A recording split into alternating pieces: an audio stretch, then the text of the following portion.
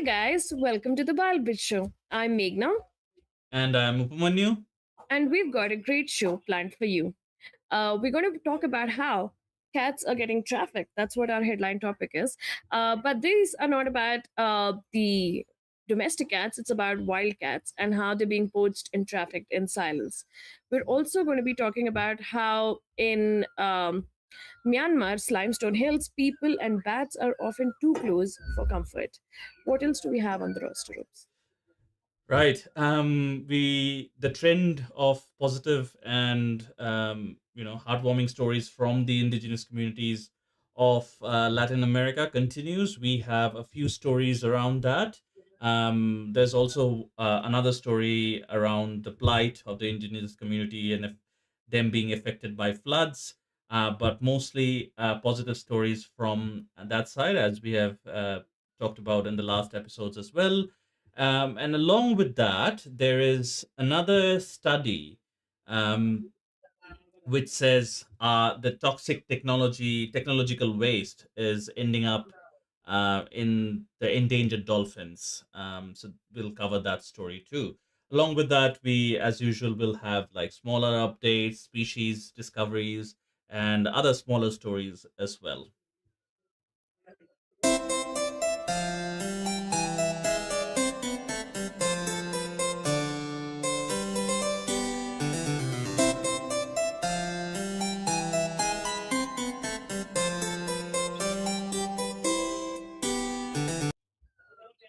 Okay, so our headline topic.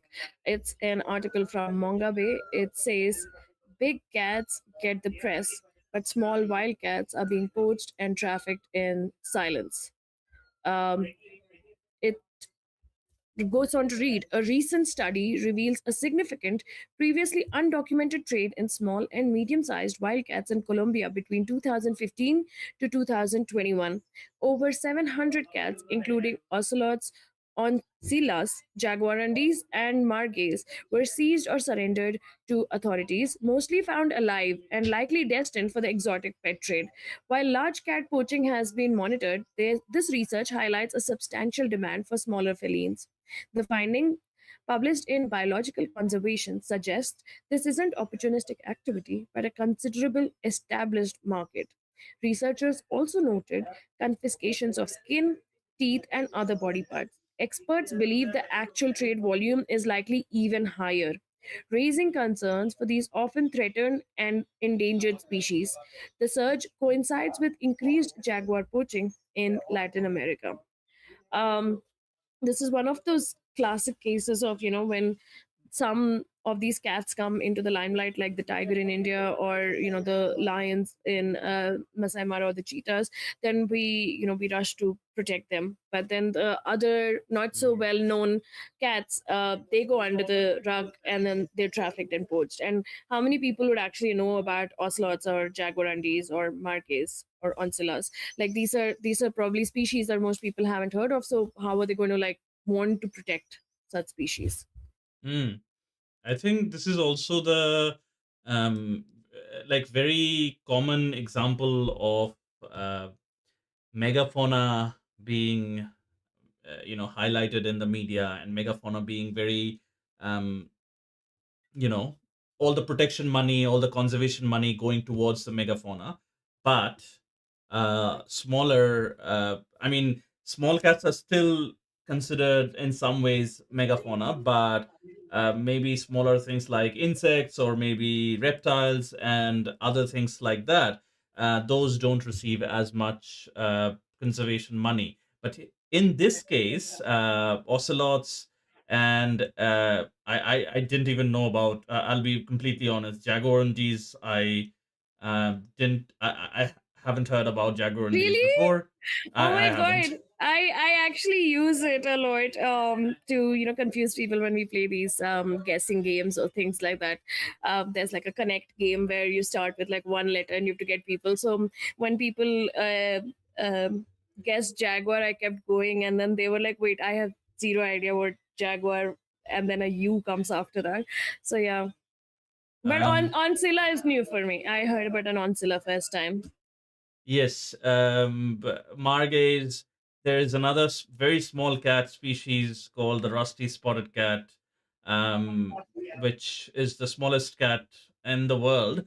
Um, Similarly, I think these are cat species mainly the species that are mentioned in the article. These are mainly from South America as well. But similar cat species like the jungle cat or the desert cat or the um, fishing cat, these small cat species are also facing similar threats in India and sort of Southeast Asian subcontinent. So I think this pattern of wildcats being under threat, not only are they under threat, and as Meghna said, not only are they under threat, but they're also underrepresented, basically. So Yes. that creates a double-edged sword for them, for Yeah. their situation.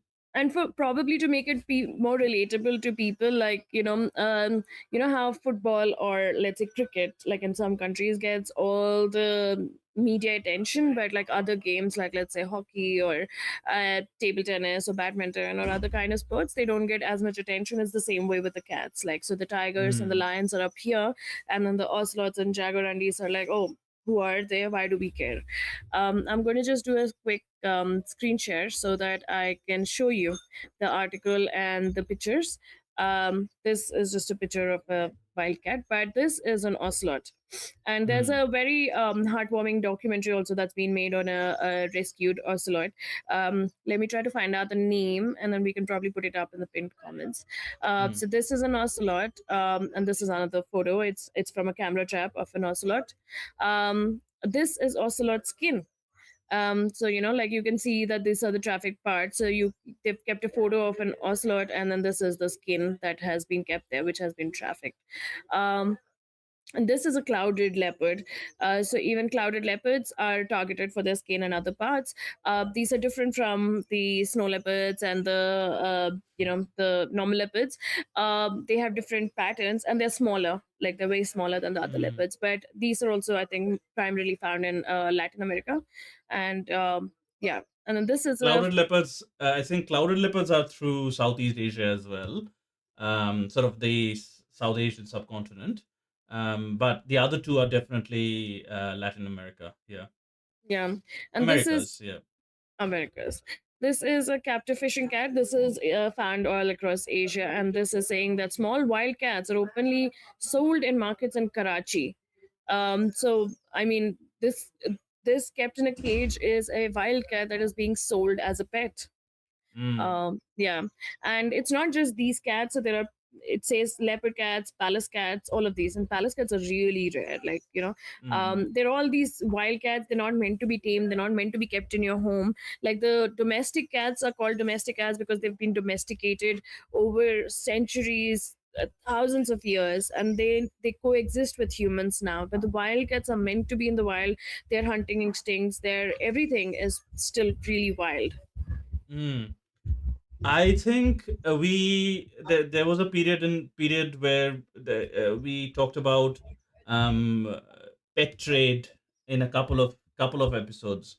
I feel like, and Yeah, those were, I there think, we mostly about birds, wasn't it? There was one about the African gray parrot, and there was, I don't know if we did we do anything about cats that time.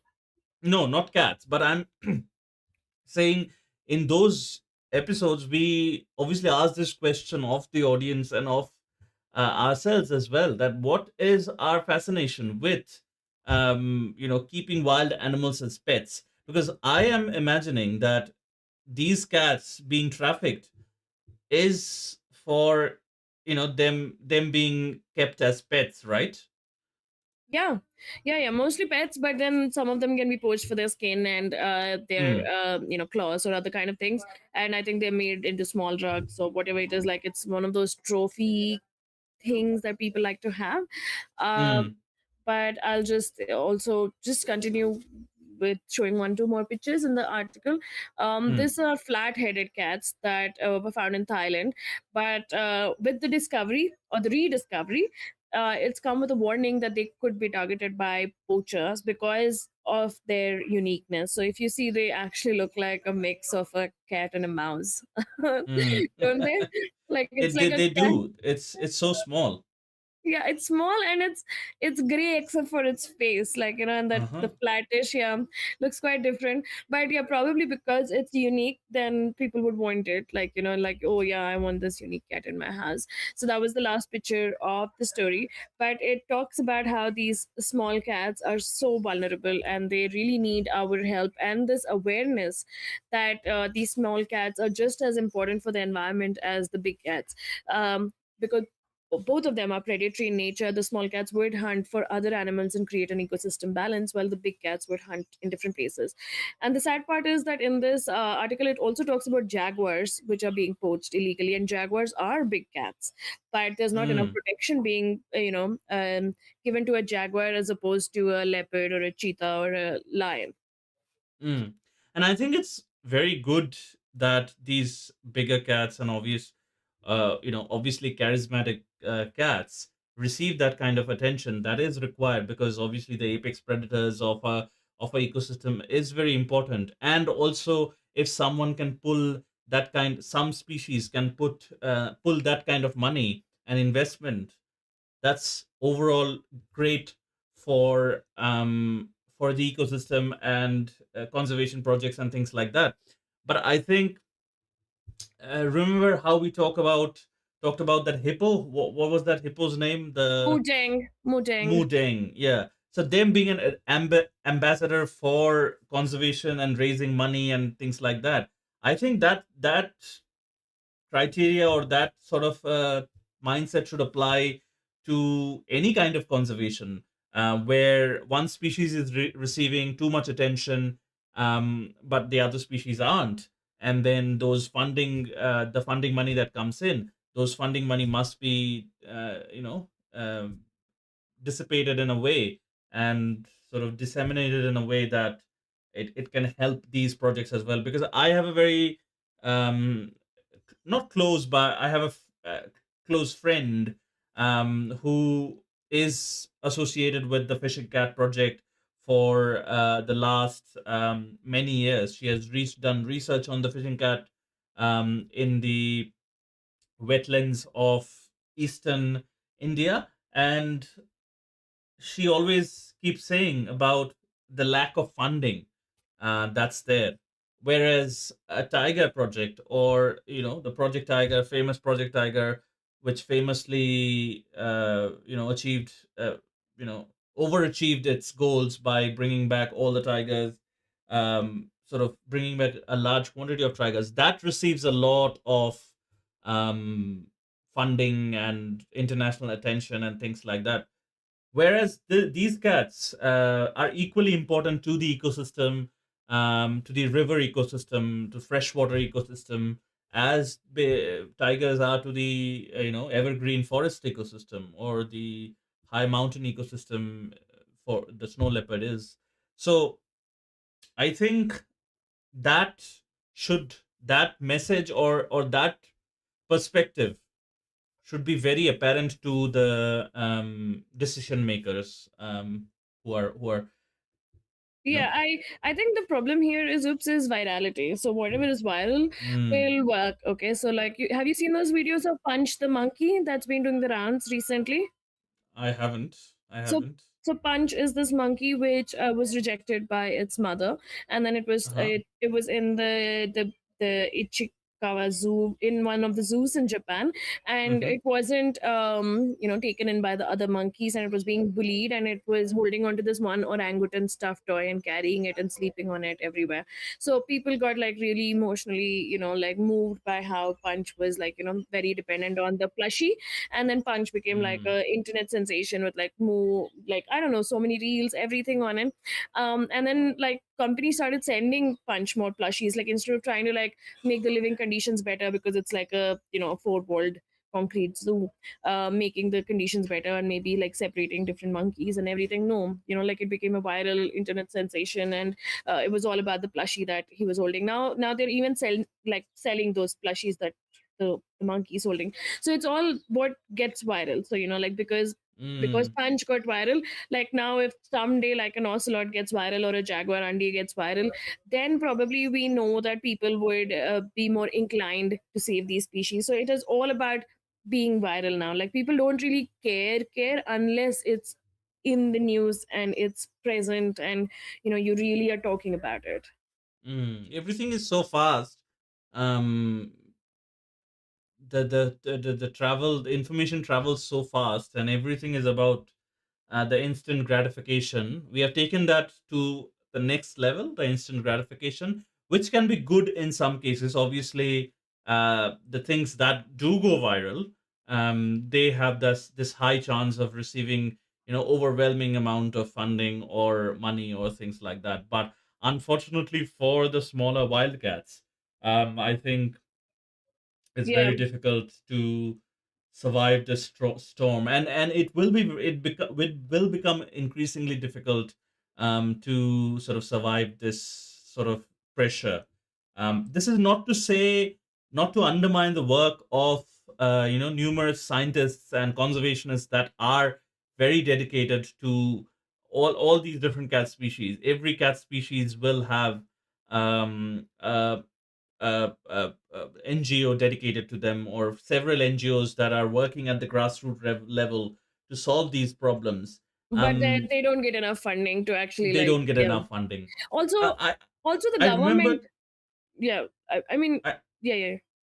I remembered the documentary you were talking about. There has been a documentary on ocelots, about the wild ocelot that was adopted by Yes, some yes, person. It's yes, yes, called Wildcat, yes. and it received a lot of virality, but unfortunately, that didn't.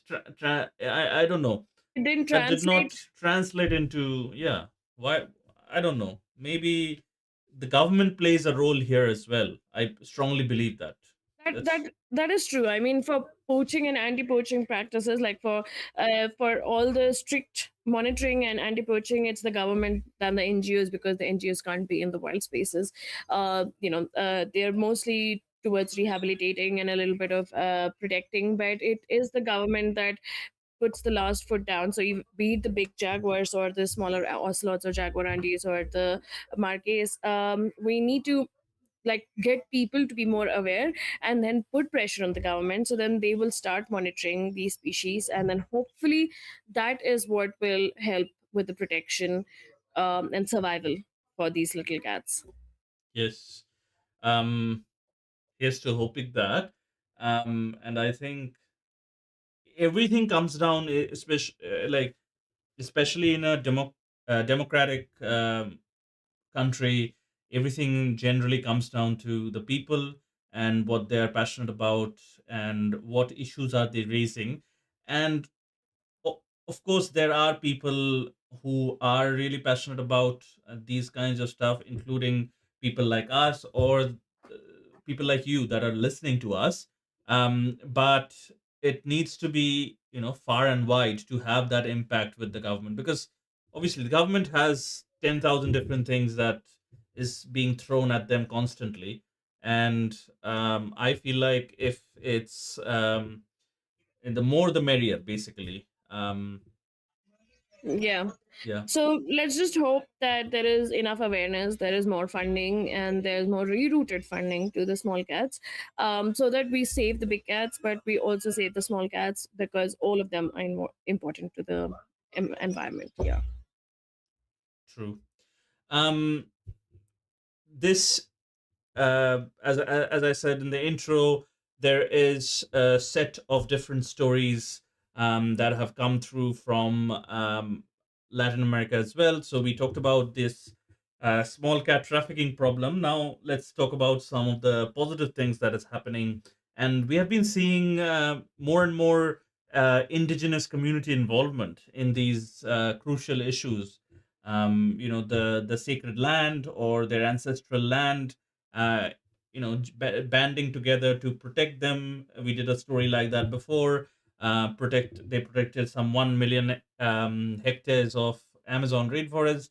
Um, Similarly, the story is from Papua.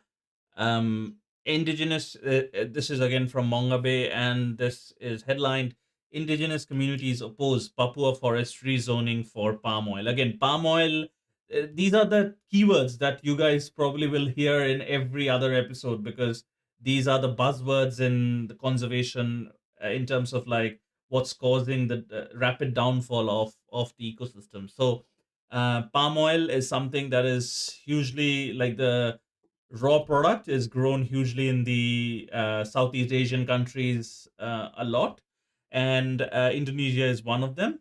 So the article says Indonesian Papua's indigenous communities are challenging government decrees, rezoning over 1.2 million acres of forest land for palm oil development as part of the food estate program issued last September without community knowledge or consent. This just, baffles me. The decrees reclassify forest areas, including proposed customary forests, as non forest land, opening them to plantation clearing. Communities learned of the changes through NGOs and have filed an administrative objection with the Forest Ministry. Overlap with traditional lands affects at least four indigenous clans in Boven Digol district, threatening their territories and rights. Legal counsel states communities are not recognized as customary owners despite their long standing connection to the land. If the ministry does not respond, legal action in the state administrative court is planned. This is great. The story is, I feel very hopeful about the story, but also very, again, I should not feel this, I know this, but it also shocks me that, a government can, reclassify vast swathes of land just in an instant without any consultation or without any, rhyme or reason, apparently. But that is most places. Like, you remember I Exactly. told you that our environment professor during our masters, he said that the environment ministry is there to actually just pass all the, like the bills, or pass all the decrees saying that, yeah, you can rezone this and you can deforest this. So the environment ministry is not there to protect, it is there to actually unprotect, or if that is a word. So Yeah. I think that is with every government, they're only looking at like their GDP growth rate. They're looking at how development and how their economy can grow, but nobody is looking at the real problem, like, how if you save the environment, you save yourselves. I think there are very few countries that do that, one of them being Japan, Bhutan. So Bhutan Mm, really, really cares about its environment and the people and its happiness. But and I think some of the Nordic countries, but most of these Southeast Asian countries are really, really exploited, I think, because there's cheap labor. They're really trying to expand and get more money. So this is where the exploitation really, really happens. And with palm oil, I think, like, we've had it up to here. Nope's like, like, I mean, there's so many stories about palm oil. Like I mean, now when I see palm oil written in a product, I get so bummed out. Like, I'm like, I don't want to eat this. Like, like mm. why does it have palm oil? Why do we survive or depend so much on palm oil? Like, and that is like the last living place for those orangutans. Correct. And I think Indonesia is facing that problem. Also, any plantation means that you're clearing out these hundreds of years old forests. Um, Yeah. which means it has been proven through multiple research that trees actually communicate. And we did a reel long back when we were starting out about the trees communicating through their fungal networks, underground fungal networks and things like that. And I think um, they in some ways, if we anthropomorphize it a little bit, in some ways, the trees are talking to each other, and to the surrounding trees. There has even been evidence that um, when a tree is cut, in this intricate forest network which has developed over hundreds of years, um, when a tree is chopped off, other trees around that area send nutrients to that stump, hoping that there would be some regrowth. But unfortunately, that's not the case. But still, they do that. And there is this beautiful book, if anyone's interested, they can read it. This is not a like scientifically researched book, but this was written by German managed forestry manager, basically. So managed forestry are these plantations that we do for, it can be palm oil, but mostly it's for hardwood and furniture and wood that we source for our wood needs, like carpentry needs. It was a manager of these kinds of forests that wrote this book. This book is called The Hidden Life of Trees: What They Feel, How They Communicate, Discoveries from a Secret World. And he actually mentioned that this monoculture, the practice of planting just one species of trees in vast swathes of land, just hampers everything. Forget the trees talking to each other and forget that intricate ecosystem, but every animal, bird, and reptile that lives there, it just hampers the entire life cycle of those, every each and every different things depending on that environment. So it's terrible. Yeah, I agree on that part. Yeah, I'm sorry. I'm actually at a hostel somewhere outside, and there would be some of the other disturbances. But yeah, um, but I think the thing is, especially with the palm oil, um, the problem here is that it's not just where palm oil is grown. It's that it's expanding all the time, like rapidly. Mm, Like, where is this extra demand for palm oil coming from? I don't understand. Like, there's other plantations, there's other oils, there's other things that we can do. Why is it always just focusing on the forest land for the mm. development of this oil? Yeah, and I think that is absolutely true. And like as I said before, my stance here, I am very conflicted in taking a very strong stance, because I can understand these developing nations, they want to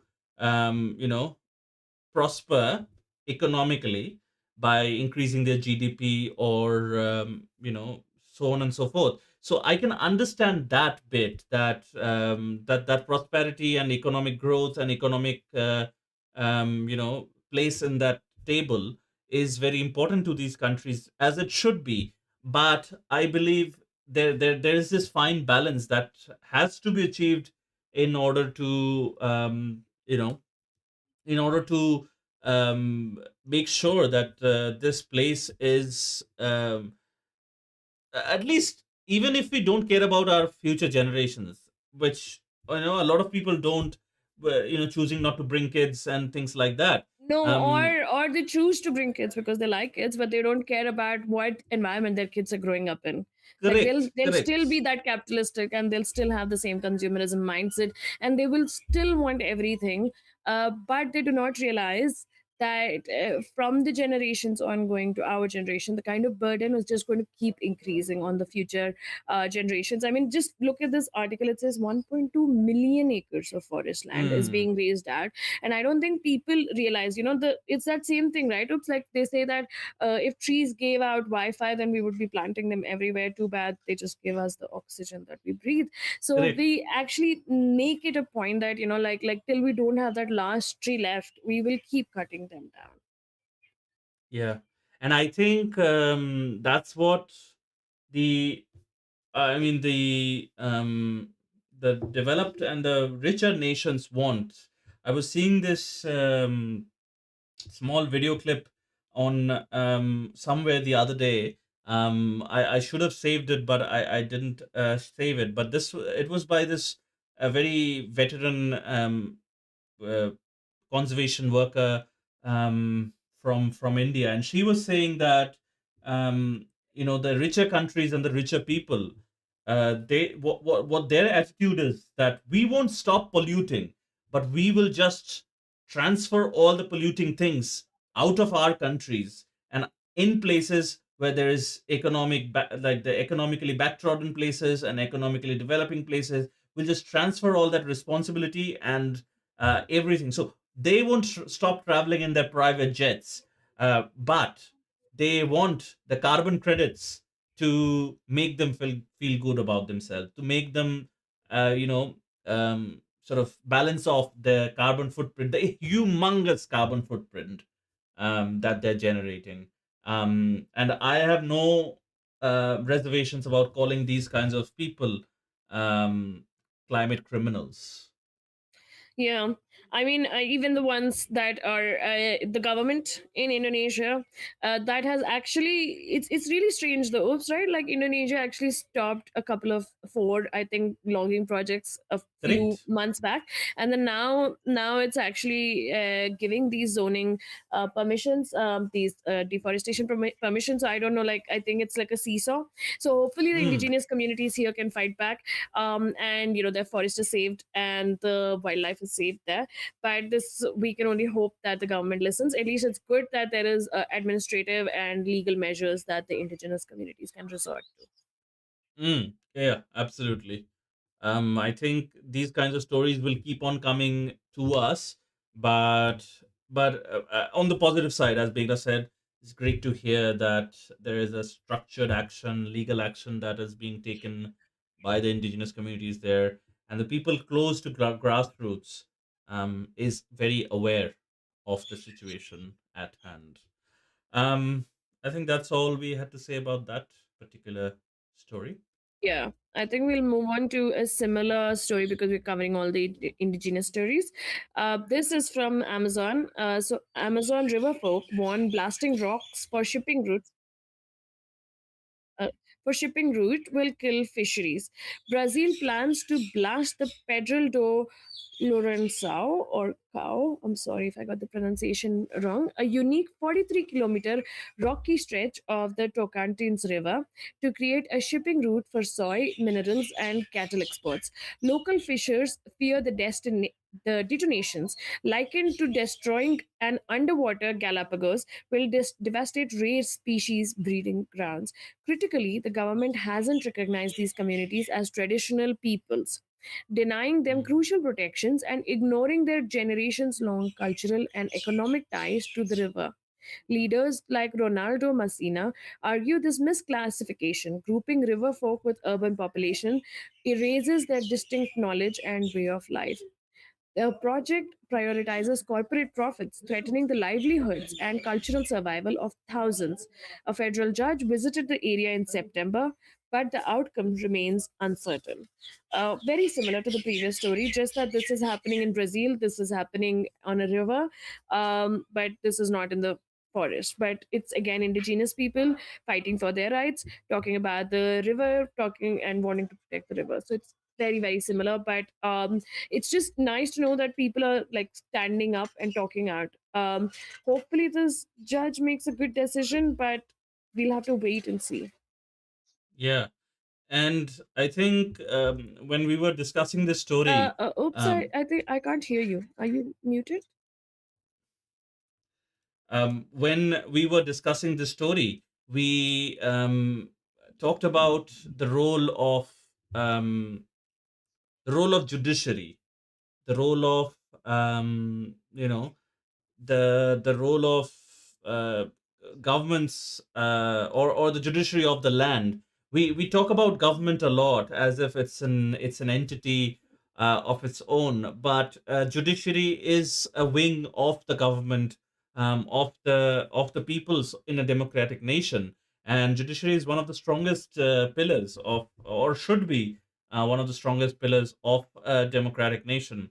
And I think we discussed on this particular perspective, I guess, for a little while, just asking this question that um, judiciary has these unique set of powers to make some really potent decisions for the Decisions, yeah. environment, for these kinds of issues.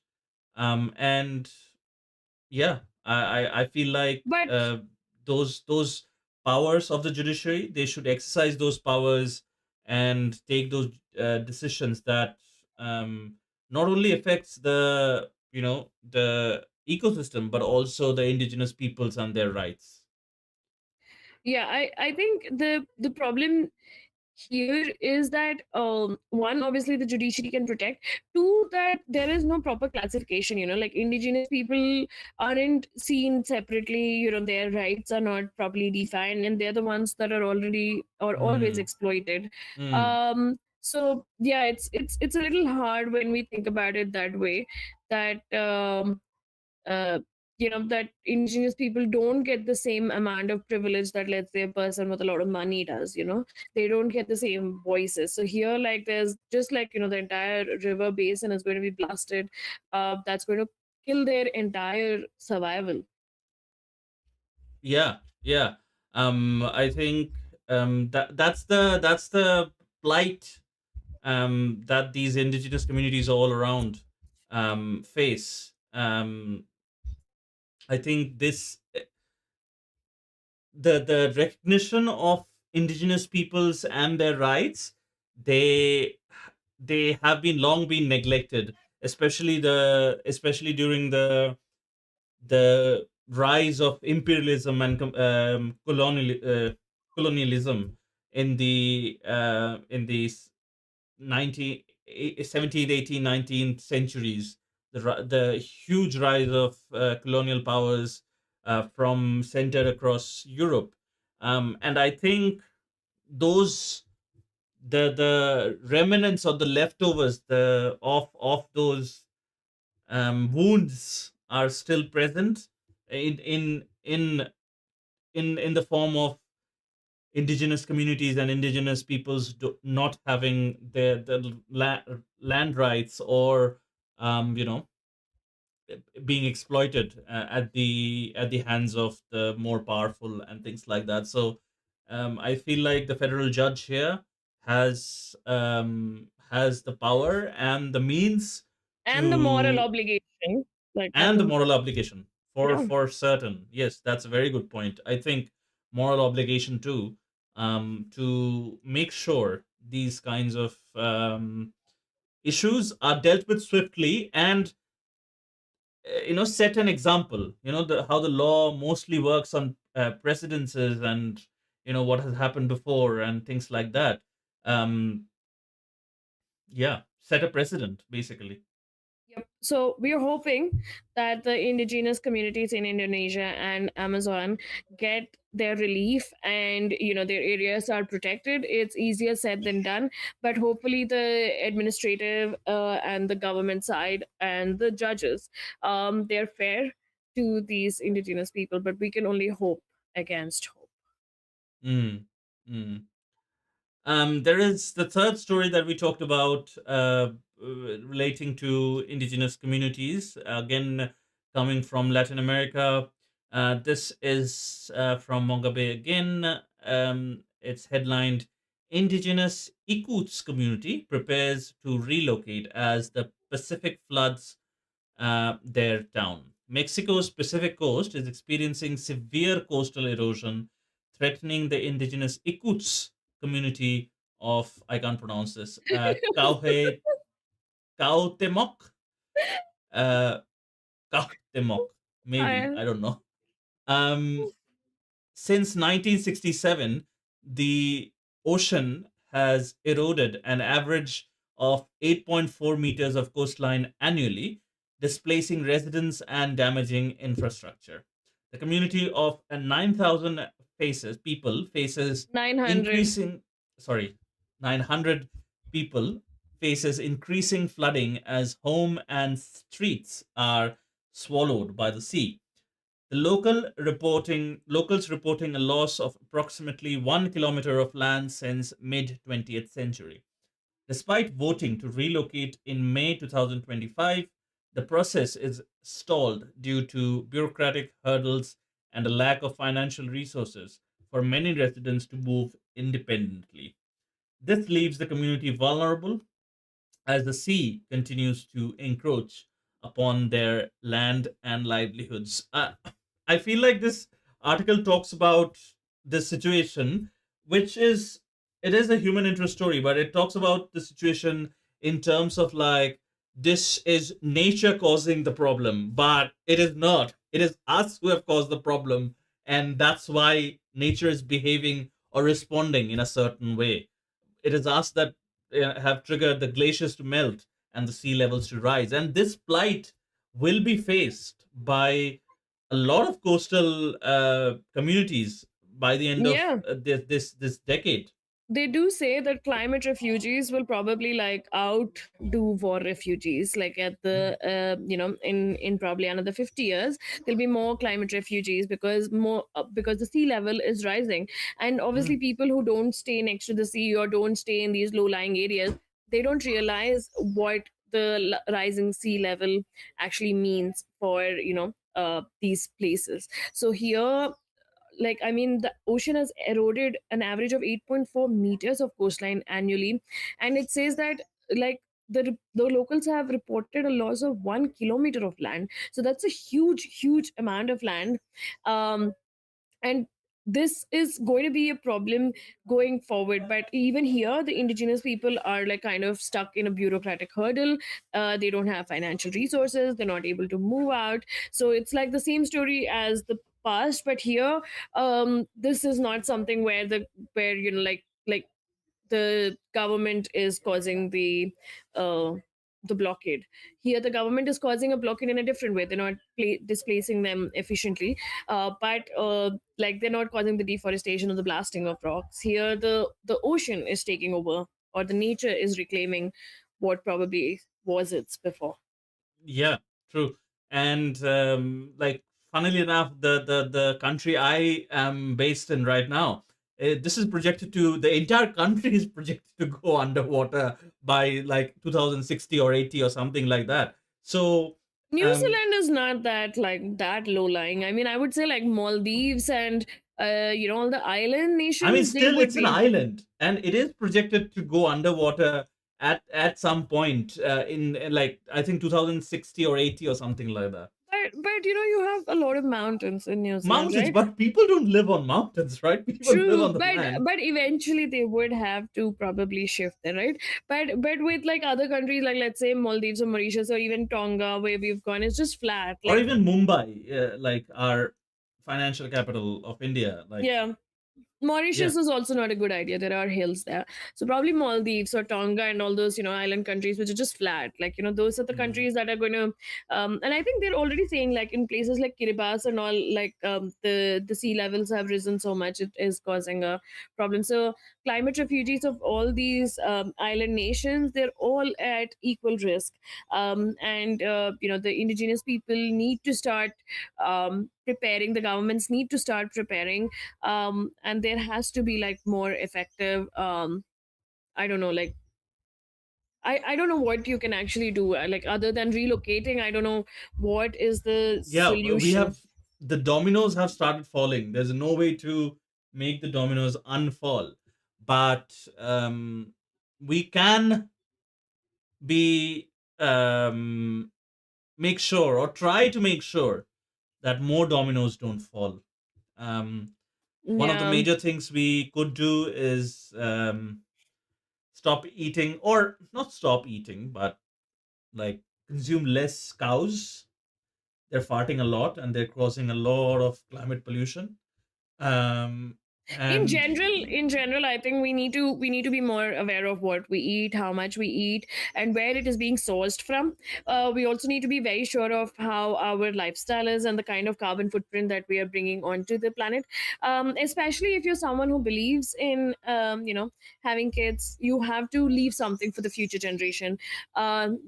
Right now they'll be like little kids and they'll be frolicking around, but when they get to our age, they will be really disappointed with how things are and what kind of world that we brought them into. yeah, I mean, not having kids is also a good idea. But I like, again, we are not preachers here. We are not holy man and woman here. We can't preach what you want to do or what you should do and can't do. But we're just presenting that viewpoint, what we strongly believe in. Both of us have decided not to have kids, but that doesn't mean you shouldn't. But if you do, then just be aware of what you're. It is relatively easy to birth a child, but to leave them in a world which is completely devastated and tired. Nature is getting tired, I feel like, and these are the ways. Bigger tsunamis, bigger earthquakes, bigger volcanoes.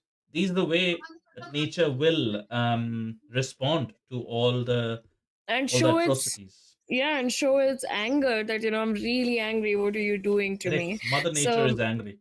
yeah, and honestly, like, we feel like we're in control, but when nature takes over, like when there's a tsunami, when there's a flood, when there's an earthquake, there is nothing you can do. Like, as mighty and haughty as you might be as a human, you'll be always humbled by nature. Yeah, absolutely. Absolutely right. So this again this story. We definitely hope that the government finds relocation for these people, and the bureaucracy is sort of toned down. But as Meghna said, there's not much we can contribute to this, or there's not much we can do to reverse this whole situation, other than you know being mindful of our actions, and things like that. um, yeah. Definitely, yes. And, I mean, talking about being mindful, I think this is another problem. Again, this is not an indigenous problem, but in Myanmar's limestone hills, people and bats are often too close for comfort. A recent bat census in northeastern Myanmar reveals increasing human disturbance is making karst cave systems unsuitable for bats, raising concerns for both wildlife and public health. Limestone quarrying, tourism, hunting, and guano harvesting are primary threats within Myanmar's extensive karst landscape, the second largest in Southeast Asia. These unique ecosystems harbor numerous endemic and newly discovered species, yet less than 1% is protected. This lack of protection, coupled with rising demand for resources, fuels clandestine mining and deforestation. Scientists emphasize bats' roles as viral reservoirs, highlighting the importance of managing human bat interactions to prevent disease spillover. Conservationists urge greater protection for these fragile populations. Hmm. Very similar to, I think, the other problems in other places, but I think this is again, Myanmar is also Southeast Asia. People are trying to make their living, so limestone quarrying is a big thing. But even though there are so many endemic and new species, it's actually mind boggling that only less than 1% is protected. And I mean, oops, like I always thought, like, we always prioritize the people, right? Like in this case, you're putting the humans and the bats into really small places together, and if the humans get any disease from the bats, then we're going to blame the bats. Like, we're never going to blame ourselves for it. Oh, 100%. um I think the wet markets of a certain Southeast Asian country is, and bats has been popularized uh by the COVID. COVID Yeah, COVID. pandemic. And then I think Nipah virus that we talk about in India. There's so many viruses that do get transferred, from bats. And bats are important in their own right, but I think that is why they always say that, you need to have your distance. They have their own ecosystem, and you don't really enter their ecosystem. Right. Those viruses the bats have grown immune to, or the bats have immunizations against those particular viruses and things like that.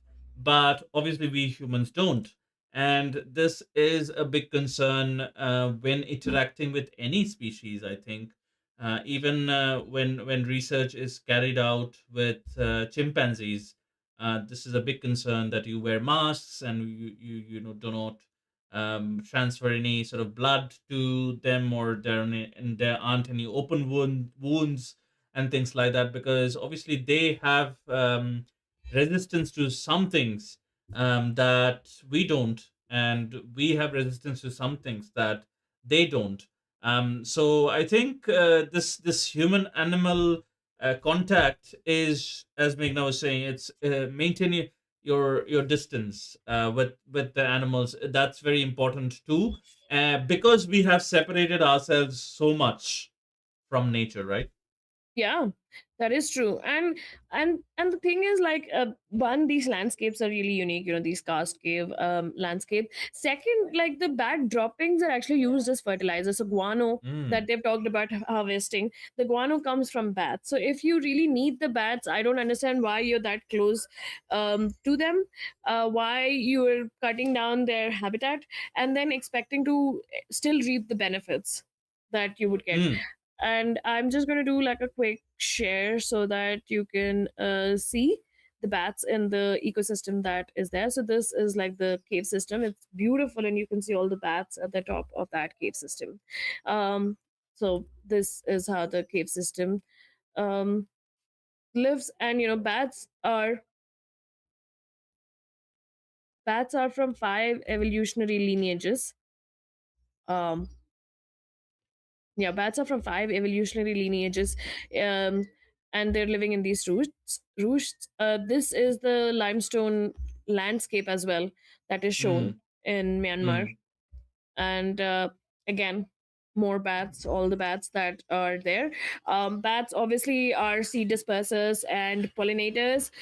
mm. And they are forest regenerators, as is with most wildlife that is in the forest. Like, they all have their own role to play. They're all dependent on the forest, and the forest is dependent on them, which is why it's a beautiful cycle of life.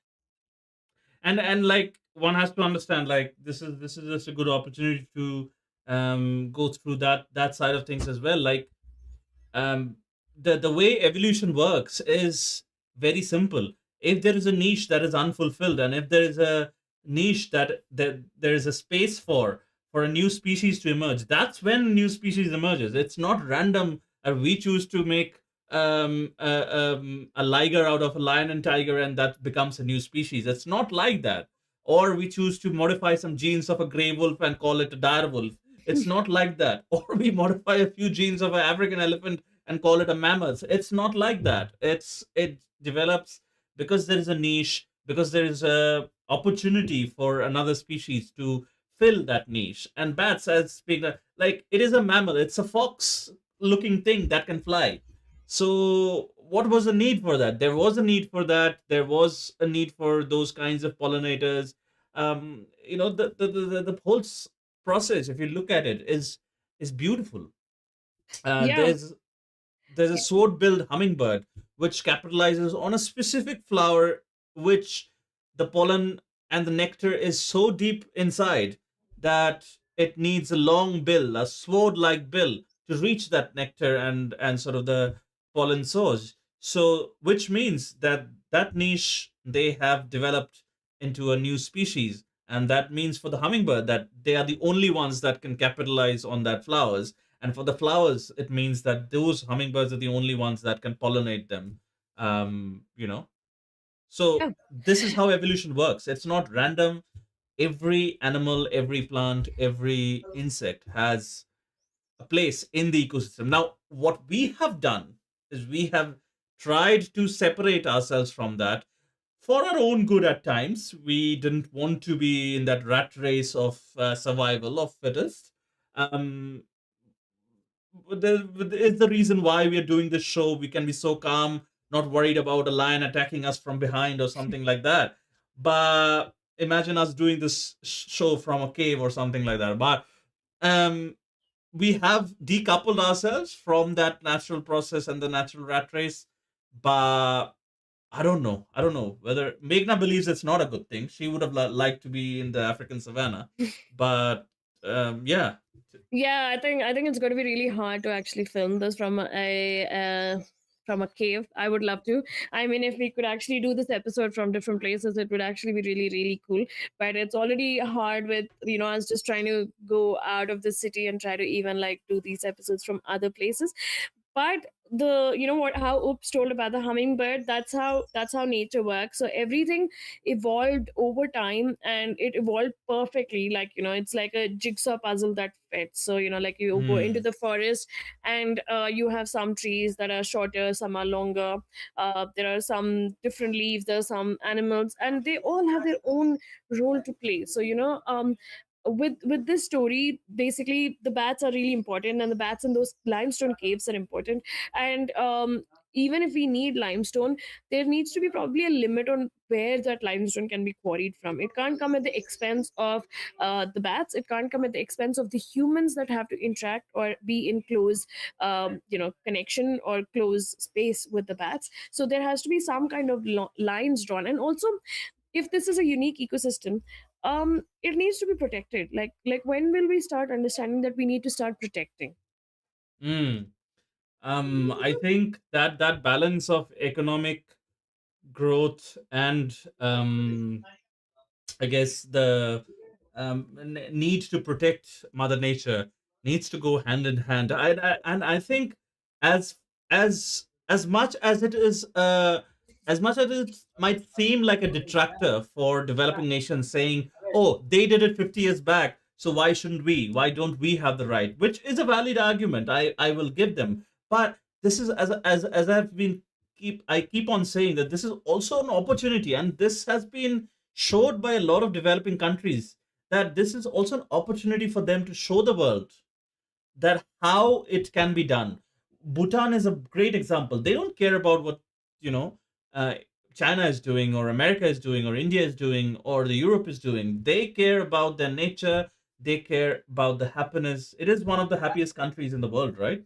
um Yeah, and the thing is that they don't even care about tourism. Like, I mean, they actually kind of impose, Discourage, yeah, yeah, they exactly. discourage. Like, if you're not from, I think, India or Nepal, you have to pay $250 per day to Hmm. actually, like, be in Bhutan. So it kind of discourages people to come there. So, I mean, more and more countries need to start adopting that. Then be like, oh, my country has to be at the top of the economic list, and my country needs to be this superpower, and the only way I'll get there is by not protecting anything, raising everything off, fighting with other countries, and just like war and genocide. Like, I mean, we have enough negativity.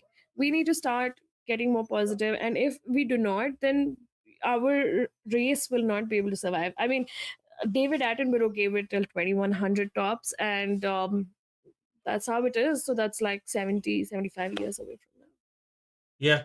But, again, that is not to put anybody off or saying, oh, we are going to die in 75 years, so let's not do anything. It's not only our planet, it's also shared by all these other different species.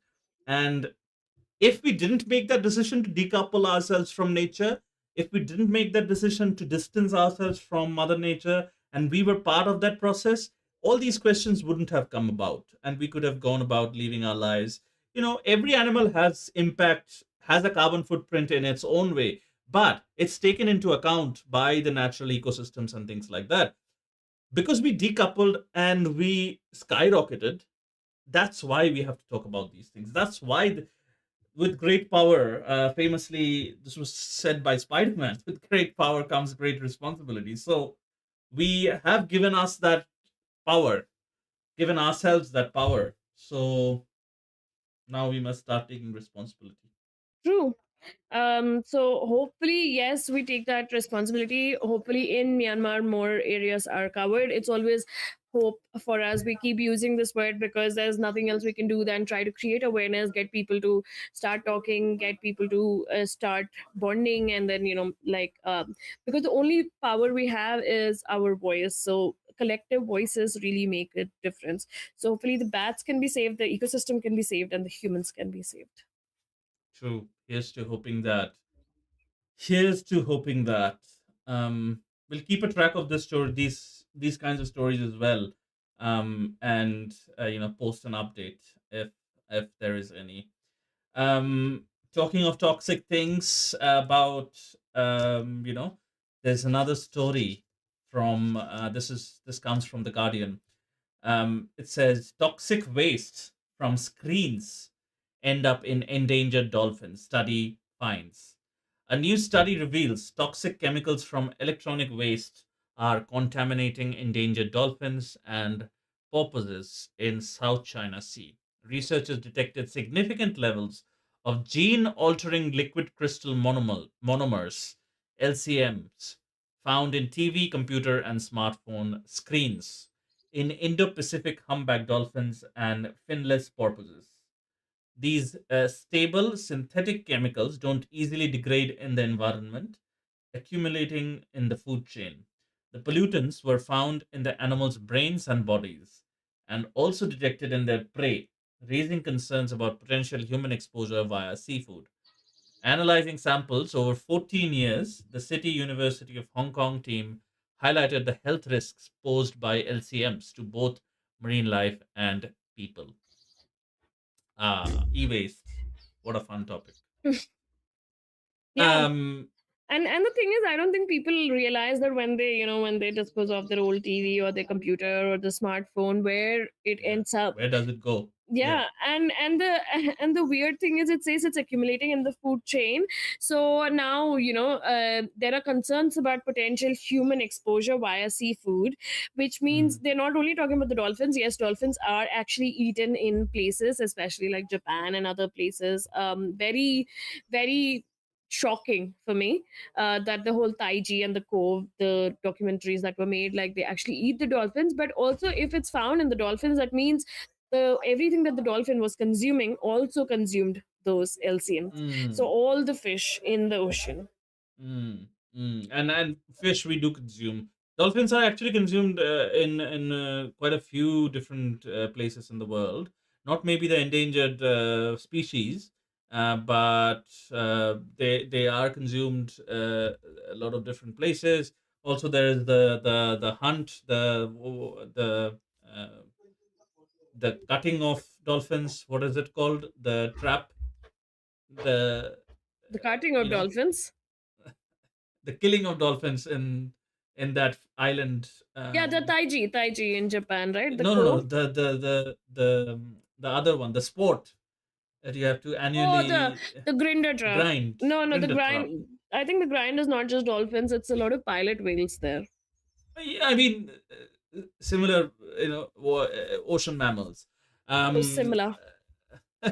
yeah, because this mentioned pilot whales and sort of uh, Let's let's porpoises as well. let's put the sharks also in together with the dolphins and I the mean, whales. sharks. Yeah.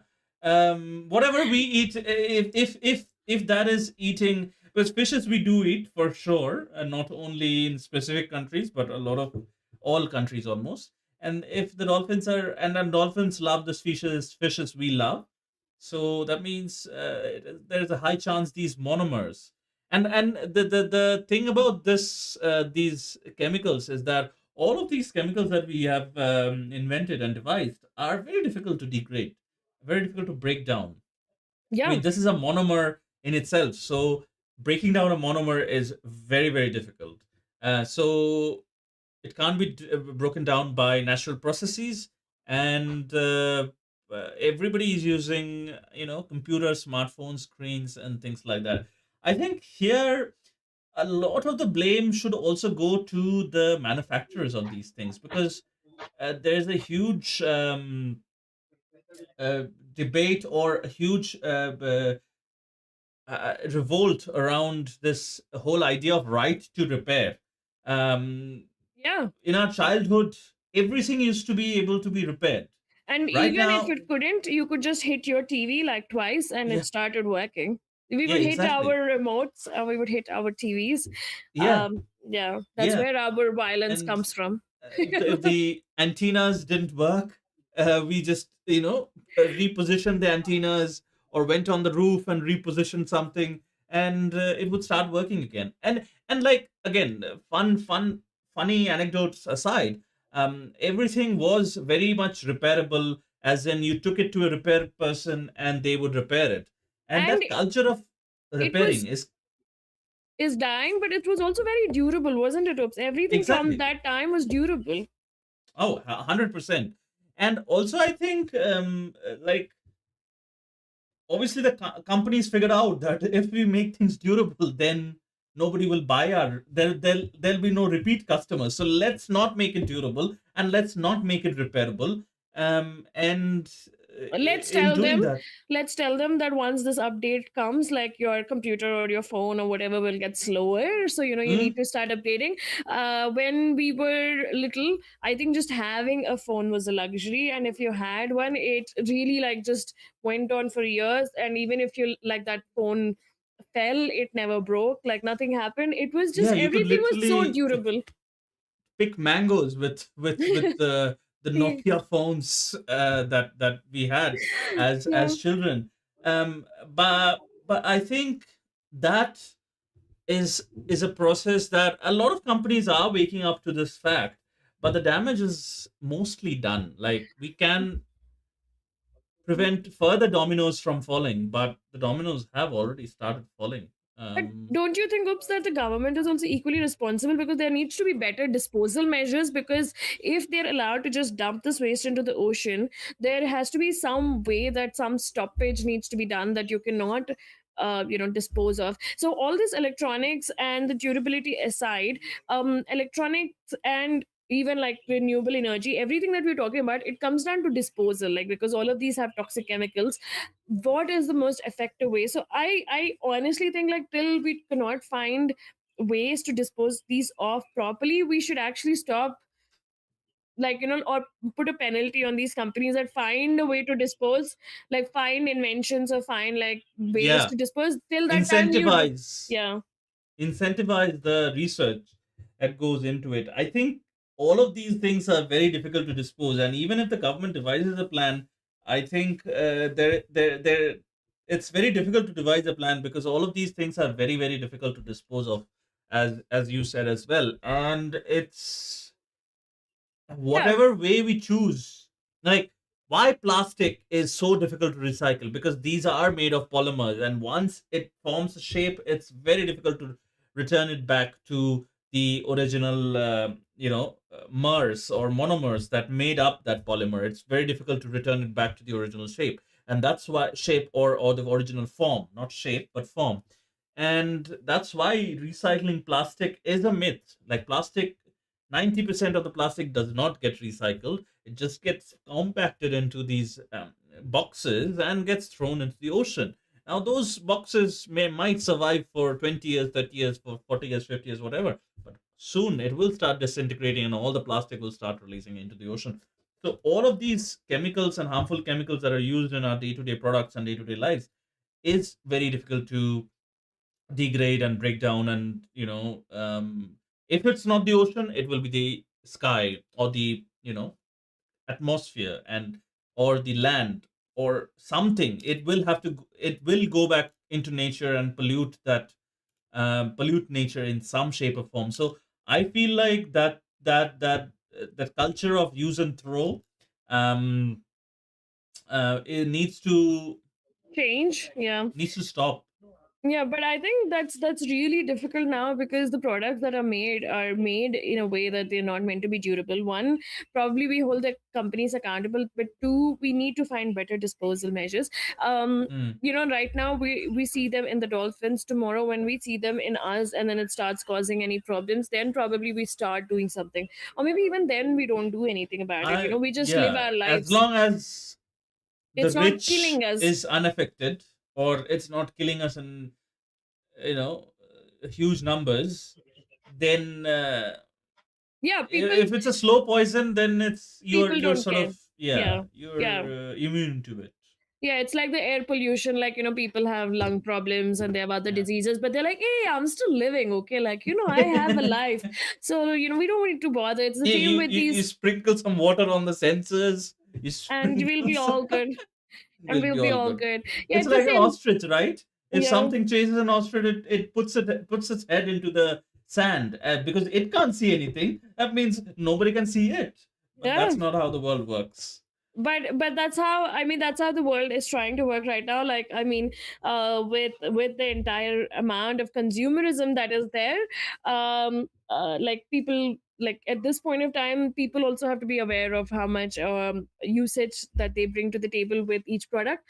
The companies need to care about how durable they make their products, and obviously the governments need to care about disposal systems, because at the end of the day, only when it starts killing us, if we take action that time, it will be too late.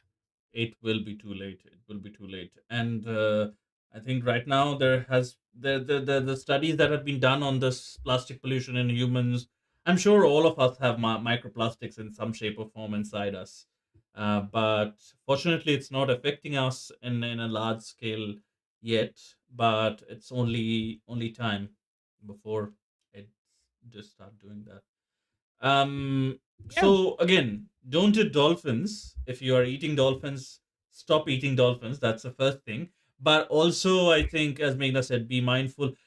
All of these stories that we covered, it's all about being mindful about your choices, and which I think is possible. It can be done. Being mindful of your choices, walking somewhere instead of taking your car, or Yeah. those kinds of things. Simple but things. but yeah, I mean, those are all different lifestyle changes that you'll be making, but with the electronics, yeah, I mean, we just have to be more and more aware of what we are doing and what's going into our body. So both Hmm. ways, the government, the people, the companies, everyone needs to band up together. Yeah, if there is a local right to repair group in your city or your district or your state or your county or whatever it is, if there's a local right to repair group, then definitely check them out. If you feel like donating, donate to their cause. There are groups across the world who are trying to fight against this culture of use and throw in especially in the electronics space.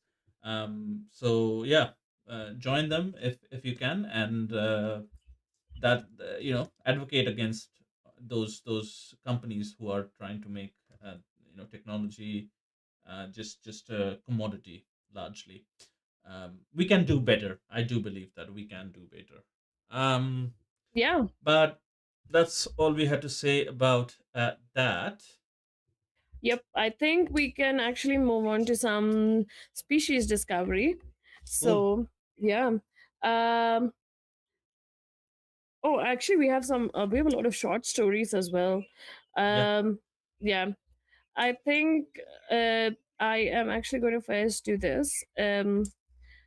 After 175 years, Galapagos giant tortoises returned home. Galapagos National Park rangers recently initiated a historic effort to repopulate Floriana Island with giant tortoises absent for 175 years. 50 young tortoises aged 7 to 15 and weighing up to 40 pounds were released, with 158 more planned for release. These aren't pure Floriana tortoises, but hybrids carrying genes from multiple islands: Floriana, Wolf Volcano, Santiago, and Espanola, bred over 15 years in a dedicated program.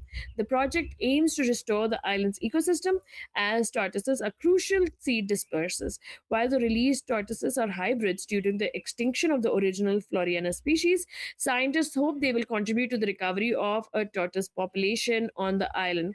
Hundreds more await release from the park's breeding center. A Hmm. positive story, a niche that is waiting to be filled. Obviously, it's not the species that is extinct, but in this case, this is more like filling a void. It is not like, creating a new species for our Hmm. profit.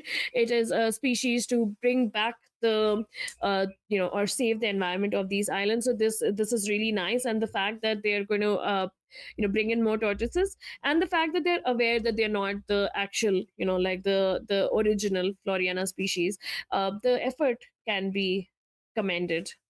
Yes, definitely. I'm just sharing a short video of this tortoise basically going about its business, eating some flora on the island. Yeah, I think they again do do morphologically they're very similar. Sorry. do tortoises just look old from when they're born, like? I feel like they're very wrinkly skin, and yeah, I don't know if I've ever seen a young looking tortoise. Um, Yeah, because uh, I mean, they're supposed to be between 7 to no, but 15. I think the smaller ones, the smaller ones with the cute big eyes, they look very young, even if Yeah, they're old. yeah. Um, Maybe species to species. yeah, um, I think this is great. As Meghna said, not same species, but it's about filling the niche and filling the work that those niches used to do. Again, very similar morphologically and physically. So these hybrid tortoises, this is also a successful, I guess, breeding program, right? Yeah, A breeding program success story as well. These are the people carrying these tortoises on a boat to one of the islands of the Galapagos system. Um, Here we see a short video of them unloading, I think, transported by boats. to the island. Here, Yeah, yeah, here is the Floriana Florena giant tortoise. It's being reintroduced to the island again. It carries some genes from the original species. It's but as it said, it's not the original species. It's like a hybrid. Oh my god! Like, look at these tortoises on top of each other. Um, that Quite sounds funny to look dirty. at. Yeah. But quite funny. It is quite dirty. I can see specks of dung on their backs and things like that. No, no, I Um, didn't mean it that way. I meant the I dialogue mean, that you said. also, Yeah, yeah, but oops, you remember when we were younger, especially in India, like they teach you that it is called a tortoise, like not a tortoise. So yeah. the pronunciation, I think, for us was corrected much later. We would always say tortoise, tortoise. Yeah, no, that is. I mean, it doesn't matter as long as uh, the The meaning meaning, is transferred. yeah, I mean, English is really weird that way, that they have like silent letters and letters that shouldn't be used in pronunciation. So if you read it, you Correct. would probably read it as a tortoise, but when you say it, you have to say, you have to eat up the e, Yeah. the second o. Very dirty boxes. This is just a video of these tortoises being transported. They're in their own filth to a certain extent, but again, that's the reality of how tortoises or any other animal is transported, I guess. um but it's a very good success story, a great breeding success story. Oh, look at that, such a great photograph. Again, love photographs from National Geographic, sorry, stories from National Geographic. And hopefully these tortoises actually find this island breedable. I'm sure there has been a lot of research carried out before releasing these tortoises into this island kind of looks very barren, but obviously this is the niche that they're here to fulfill. And yeah, hopefully the the longer term survival of these tortoises are you know and this island is sort of monitored and taken care of as well. Lovely project. Yeah, it's a good positive story, and I mean, when animals are bred this way to actually help the environment, those are things that we do support. So in this case, it was a niche that needed to be filled. Um, Yeah. yeah, Yeah, this there's a part of this article which says what comes next for the tortoises. Today's tortoises face a new version of the old threat. They're worth big money in a country known for corruption, and there's long and recent history of trafficking and poaching giants. So this is a problem. Thefts has been there taken place in breeding centers. There's also a local market for tortoise meat, with oh, some believing their flesh has sexual power. So oh, all these different things, challenges for these tortoises. So as I said, like, monitoring will be a crucial part of this reintroduction program as well. But overall, this picture sums it up beautifully, and this is a beautiful picture as well. its overall success for this breeding program. And yeah, it remains to be seen what else this breeding program can do. Yep. Okay. What do you want to cover next, Oops? Let me see. I think um the um Michelin star jellyfish. Okay. um this is a new discovery, a species discovery. Comes from an article on phys.org. It says new Michelin star jellyfish discovered in Japanese aquaria. A new jellyfish species, Malagazia michelin, has been discovered in Japanese waters by researchers from Fukuyama University and several aquariums. This marks only the second species identified with its genus known in Japan. First observed in Nagasaki and Yamaguchi prefectures, the jellyfish, measuring 12 to 20 millimeter, wow, okay, so very small, is distinguished by unique brown spots resembling oil droplets on its reproductive organs and stomach. DNA analysis confirmed its genetic species status. Researchers playfully named it after the Michelin Guide, nothing the noting the increasing brown spots with maturity mirror a restaurant gaining stars.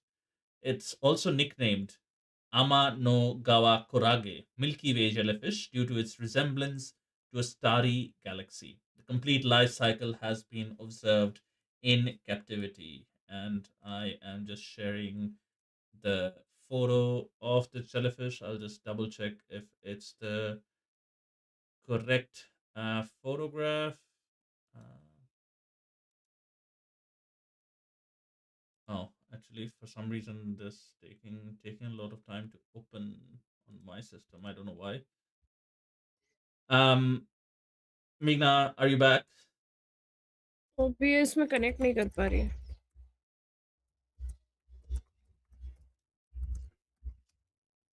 Uh, Okay. Um, yeah, I think as you guys know, Meghna is streaming from a different location and facing some problems there, but that's okay. That's okay. That's part and parcel of doing a remotely done show. So this is basically the photograph of the jellyfish. The brown dots of the star. It's a very small jellyfish, 20 millimeters, so basically 2 centimeters. Very, very small jellyfish. And um, it's um, it resembles a Milky Way. It resembles stars, Michelin stars. Very, very cute looking thing overall. But wow. yeah, it is. It is very, very cool looking. Very cool Yeah, looking. that does look Um, very pretty. mm, mm, mm. Yeah. Um, but Yeah. yeah, that was a cool That's discovery. Again, as we said, new discoveries and documenting those discoveries are very, very important because it just gives you access, or it just helps the government or whatever, the bodies responsible for protecting those particular species or those particular ecosystems, just making them aware that, oh, be aware, there's another species there, and it might have its unique needs and unique optimize or adaptations that you want to be aware of when you are doing something to that ecosystem. yeah. So yeah, cool little discovery. And the name is also quite cute, like the Malagazia Michelin, like the Michelin stars. Yes, Yeah, correct, that's really cool. correct. Okay, so let's head on to the next topic. This is actually a short story. Hmm. Um, 1 minute.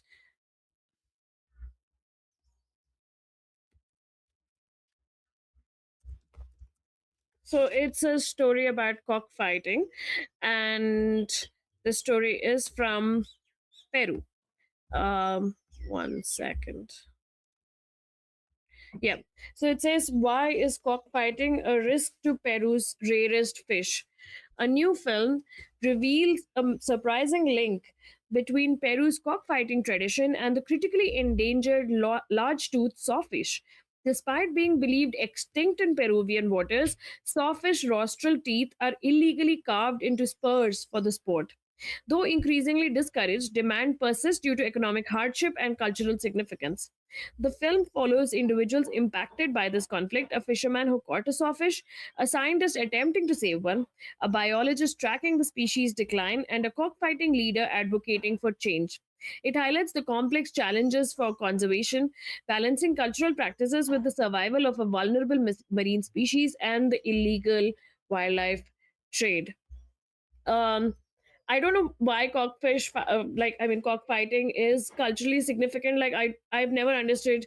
um like, why don't the men just fight each other? Like, why are they bringing their you know um their their cocks out, like, in the sense their chickens or the male hens out, and then they want to they want to make them fight with some razor sharp blades tied to their feet. It's popular in a lot of countries. It's there in India too, but here I don't think they tie these teeth or The something. I think they shaving tie blade. is, yeah, the tie blades here. Yeah. One, obviously, I think it would be great if the cockfighting practice can go. But two, if in other countries they're using something like blades and they still need that cultural significance for whatever reason, then why are you still trying to keep killing these fish just because that's what they used to do before? Yes. I'm sharing the video of which is there, the short documentary on this channel. I've just muted it so that YouTube does not you know strike us. But as you can see, that these sawfish teeth are being used.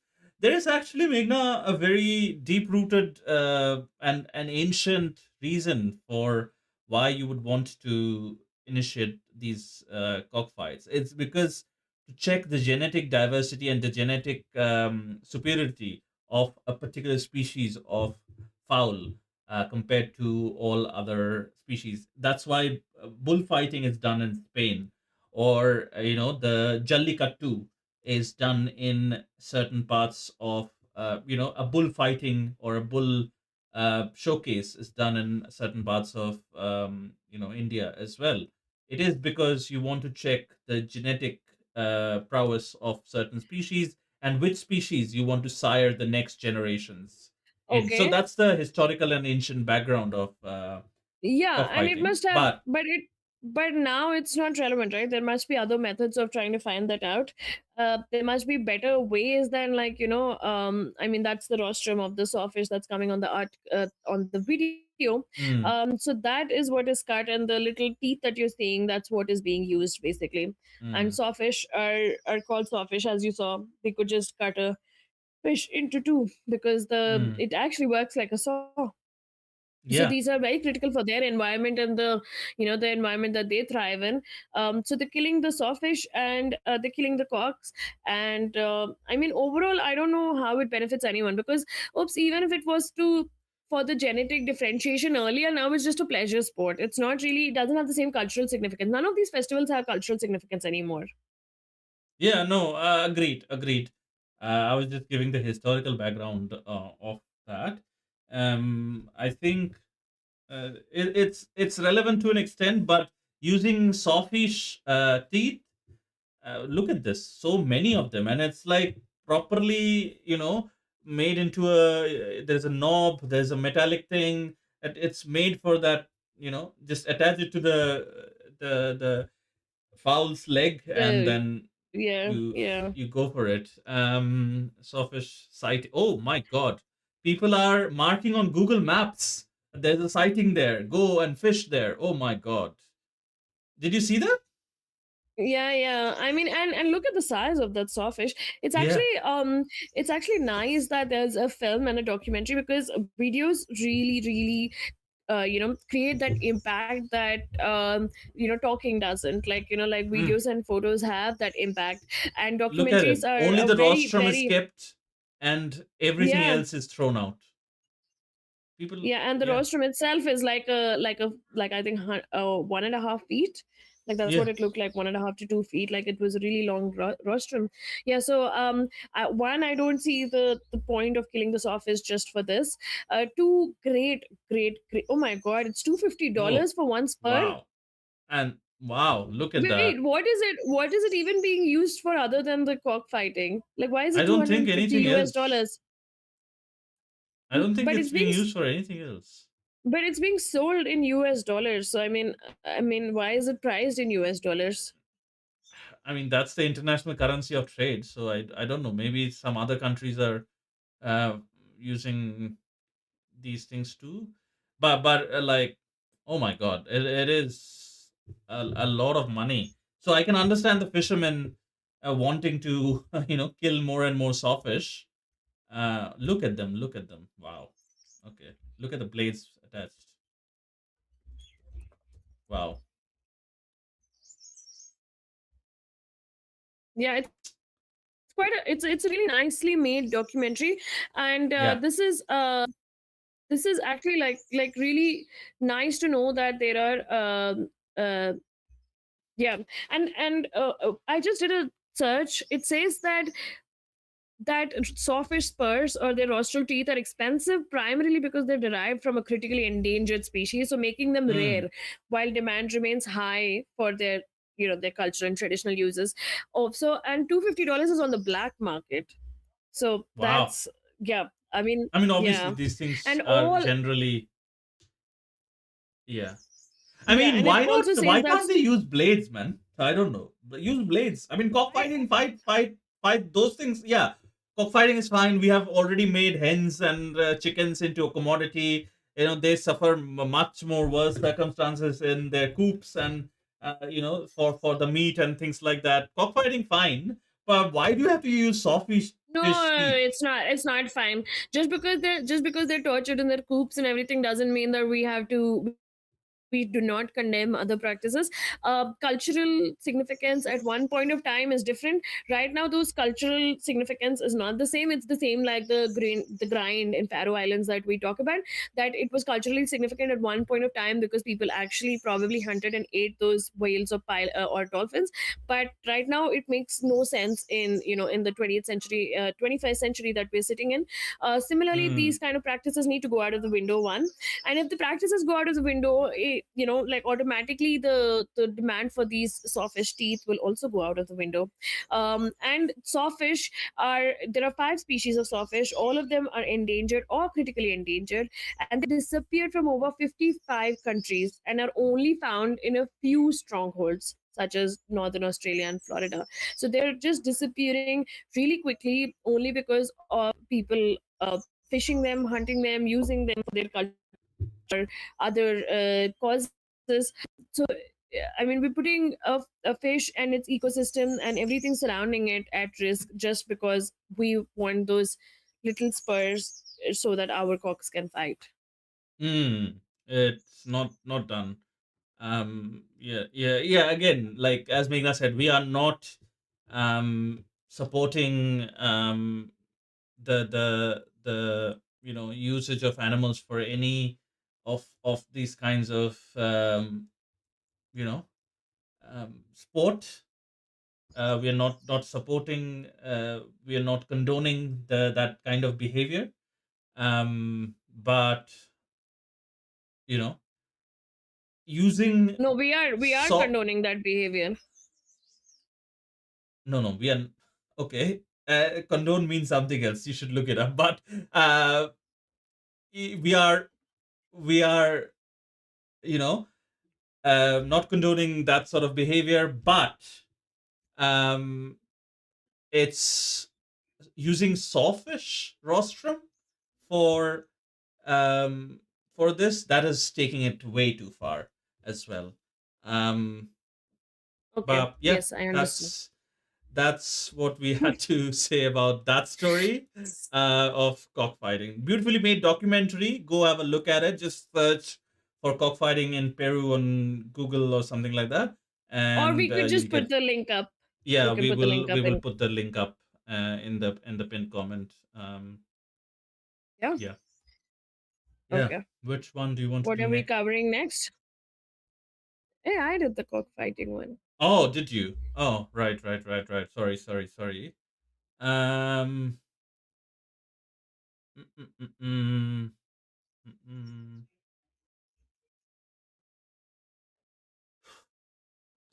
I Scientists. can't This hear you. Am I disconnected? this is coming from another. Um, this is coming from Research Matters. Another discovery.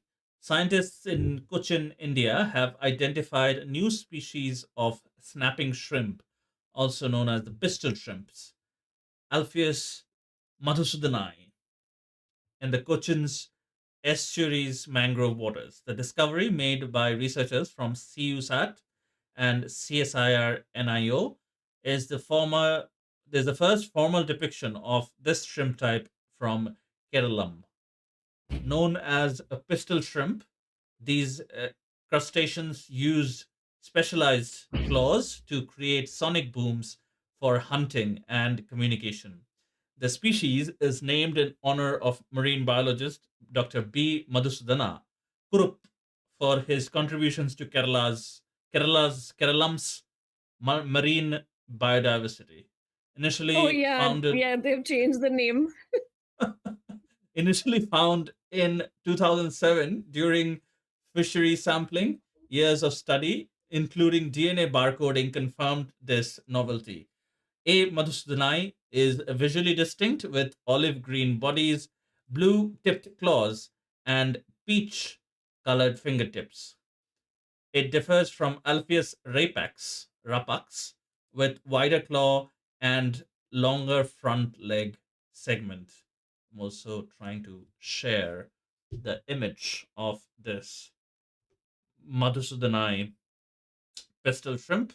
This is the image, not very long, maybe 6 or 7 centimeters from tail to claws. But Six, this is seven. the, yeah, look at that. This is 1 centimeter. So 1, 2, 3, 4, 5. Yeah, 5 centimeters. Yeah, Okay. 5 or 6 centimeters. Yeah. Hmm. Alpheus Madhusudanai. It was better when it was 6, 7. Yeah. No, I think it's smaller. 1, 2, 3, 4, 4 or 5 centimeters at the max. No, you know the 6, 7 meme that the Gen Zs. Oh no, I don't know. Okay. I don't know about that. So yeah, yeah. Whenever you say 6, 7, they go like 6, 7, and it means it's something mid, like it's not really great or something. It has no meaning, but yeah, like Okay. everyone's No, reason. okay. Uh, Okay. but that is But a this is beautiful the shrimp. Alpheus Madhusudanai. Is it a shrimp that people are going to be eating? Probably, I don't know.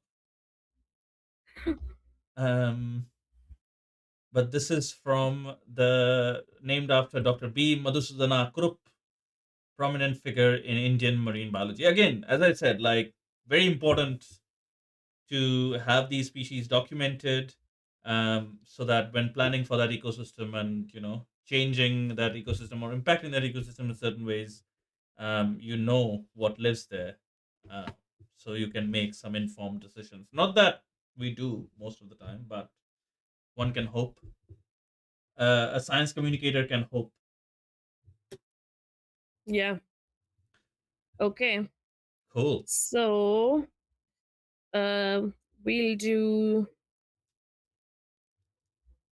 Uh, a slightly bigger topic, I guess. It's called Chronic Ocean Heating Fuels Staggering Loss of Marine Life, a study finds. A new study reveals chronic ocean heating is driving a staggering decline in marine life across the northern hemisphere.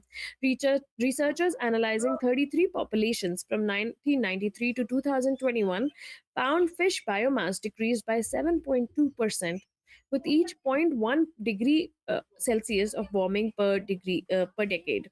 This warming, specifically of the ocean floor, has a significant impact, with losses reaching 19.8% in a single year. Lead author Shahar Chaikin emphasizes a direct correlation.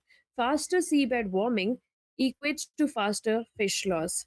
While marine heat waves can cause temporary population booms in colder regions, these gains mask overall widespread losses.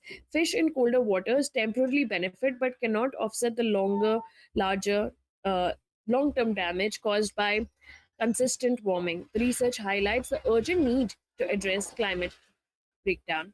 And I think we've spoken about this just in this episode as well, like that we have to be more aware of our how the climate is heating up, how the sea levels are rising. We need to address it. We need to be aware of it. We need to accept it. Um, but yeah, I mean, this is what is Hmm. happening. Um. Yeah. Absolutely. I think we have been. I think the theme of this episode has been being aware and being aware of everything around ourselves, right? So this, yeah, Yeah, this is and just we're not even part of it. talking about, yeah, we're not talking about like the El Ninos or the La Ninas, like the heating cold events that go on in the ocean. That has become quicker, but it is also just the repetitive warming of the oceans. So there are Hmm. some heat waves, as it says in the study, that are more extreme than others. I think Meghna, again facing some technical difficulties. You know, excuse us for that. But also, I think this chronic nature of it, the chronic nature of it, is due to the fact that it is this repetitive thing. And the discussion question we have for the story is, how do we balance short term gains from shifting fish populations with long term ocean health? I think this is a you know thing that is going to keep happening if we don't pay attention to it.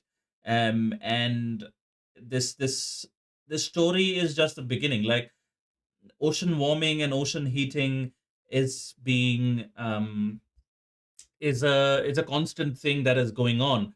Ocean acidification. We had a guest, Jessica Hankins, who talked about ocean acidification a few episodes ago. So go check that episode out. We'll put the link somewhere in this video as well. But um, I think these things are like something which is catastrophic for the ocean ecosystem. And since the ocean ecosystem for most times is, you know, beyond our direct purview, it's not on land, it's beyond our direct purview, it often gets missed, that in that way. Um, Yeah. I'm sorry, I had I think a power outage, and the yeah, power's not back, that's but somehow the okay. Wi-Fi is back. But it works. It works. But yeah, did you cover the story? Yeah, I just was talking about, like, ocean acidification, ocean warming. These are um, very impactful to the marine life, and since we can't see them like we can see land animals or land mammals, it's even more distant from us. It is true. It is true. That is how it is working. Like, I mean, with the ocean, we don't really care about it as much as we care about the land, because we can't see it. But the ocean actually gives us like more oxygen than the land does. And this is really scary to know that the ocean is warming. Like the slightest warming is causing so many species to just be wiped out or decline at an alarming rate. It's a 0.1 degree Celsius of warming per decade, but it's still, like, the losses are reaching 20% in a single year. That is crazy. That little bit of warming, that means these species were meant to be, or they were adapted to a certain way, and it can't warm even that much in a decade. That's Mm, how much, the little change causes a problem for them. mm, mm. Yeah. The- and like, as Jessica had talked about when she came on the show, these ecosystems have developed very they're fine tuned their way of life and their whole process of life in a very careful way over hundreds and thousands of years, and to disrupt that, and like they're very sensitive to these slight small changes, and to disrupt that means you basically are threatening the entire ecosystem. And it's such a intricately, like, ocean seems like a big place, but the ecosystem and the animals that live there are so intricately connected. Meghna is an avid diver, and she has experienced this firsthand as well. You know,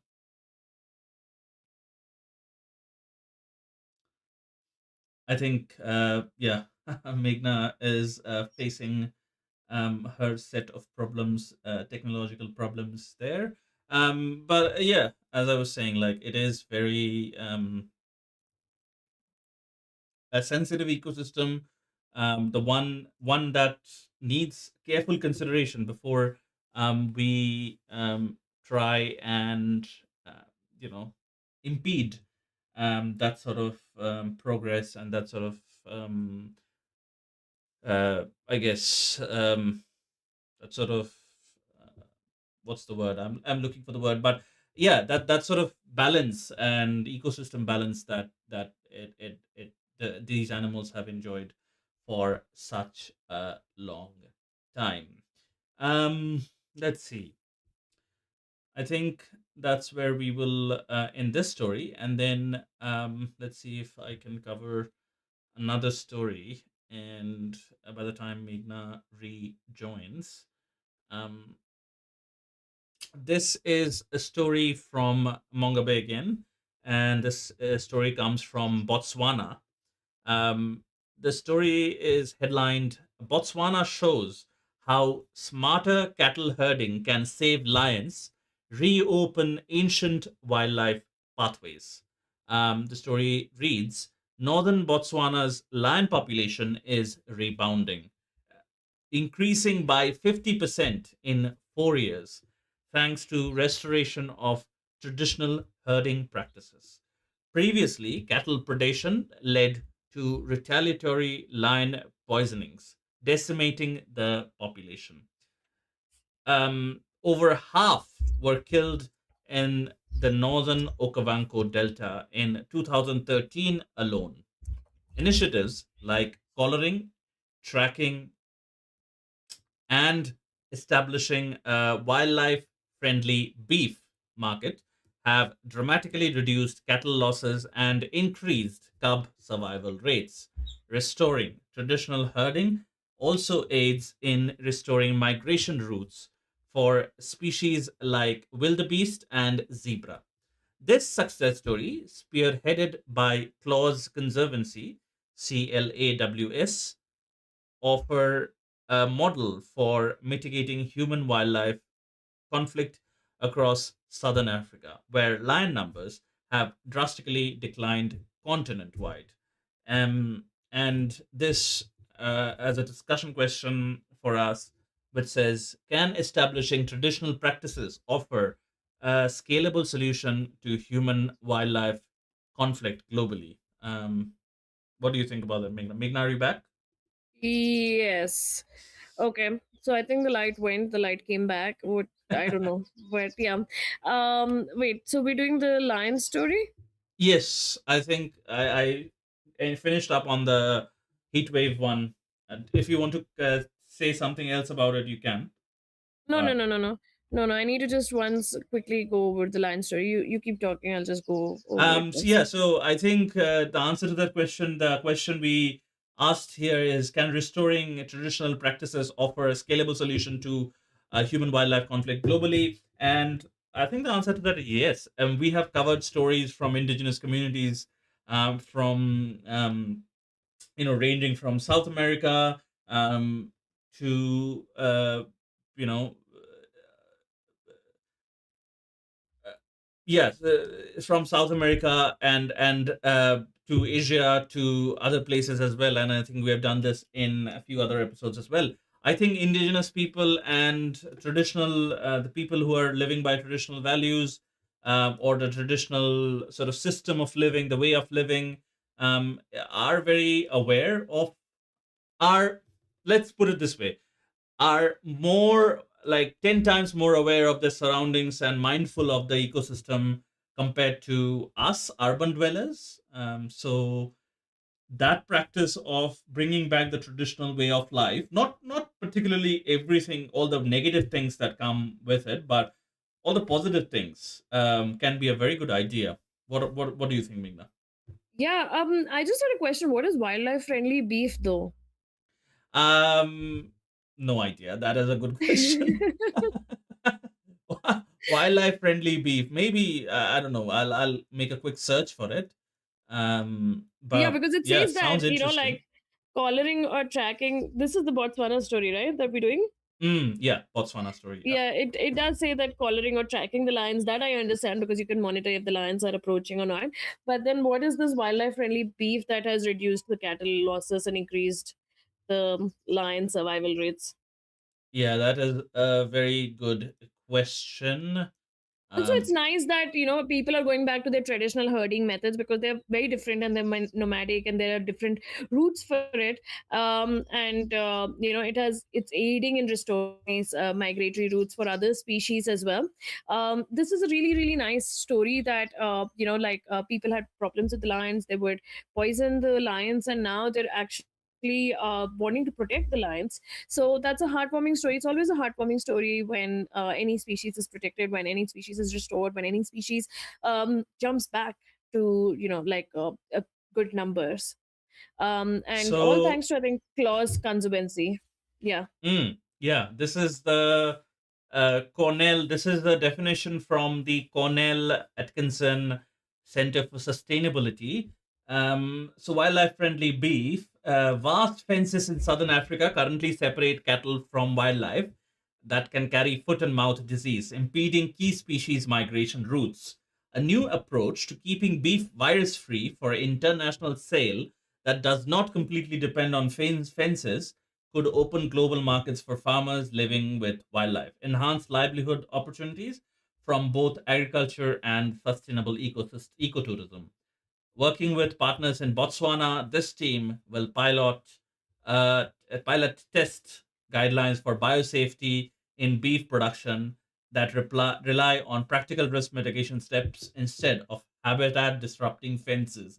And viewers or listeners might think fences as a very small thing, but fences cause enormous amounts of damage. This is especially true of the ranches in South America, where you know these animals like the mountain lions or puma, these can't cross these, and they get trapped in these fences and they die a slow death. The guanaco, that is the food for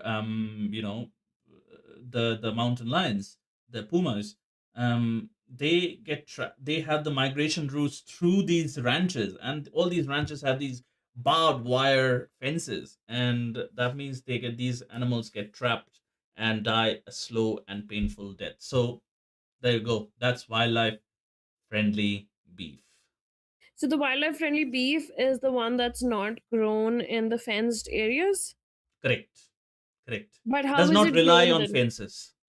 Okay, doesn't rely on fences. Okay, Yeah. fair enough. Yeah, yeah. It's actually really nice that there's like a conservation, like clause is working so hard. And it's great that the lions have bounced back. It's great that the people also want the lions to survive now, and they're working towards coexistence, because coexistence is the need of the hour. It's always been the need, but Mm. earlier we used to coexist. Now it's getting harder and harder because we're like getting more and more into the animal spaces, so there's more and more conflict because of the amount of development that we're bringing in. So it's nice to go back to our roots, to our basics, and protect these animals. Yeah, and this can be a good model for global conservation as well. Shout out to Claus. I'm just sharing their webpage. Beautiful name. Communities living among wildlife sustainability. Very nice name. Sustainably. Yeah. Sustainably. Very nice name, very nice logo. Lions, it seems from the from the images and from the logo as well. Yeah, it has the Lions were lion, the particularly cattle. affected. It has the lion, the cattle, and the humans. The humans, yeah. So the Yeah. mission is we help people and predators thrive together by crafting solutions for reducing human wildlife conflict in southern Africa. So great cause, great.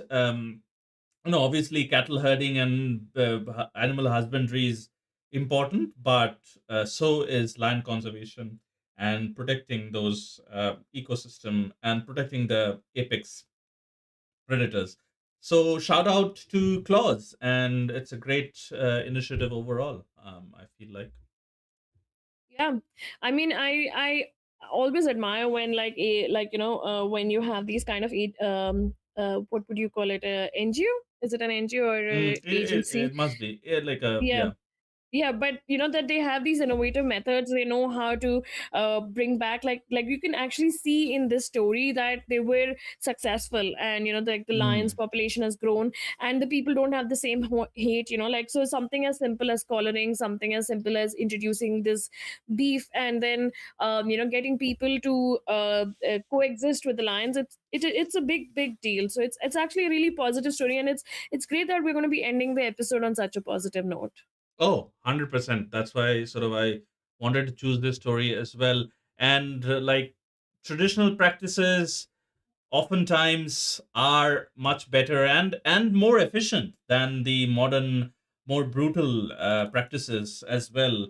It's just that we have this allergic reaction sometimes to, oh, traditional practices, so this must be something very weird or something very bad or something like that, or something very difficult to do, not very easy or not very sustainable. But those in my view, and I think Meghna would agree that those are the most sustainable ones. So this Yeah, can be a model for other communities globally, and this model can be applied to other replicated. places.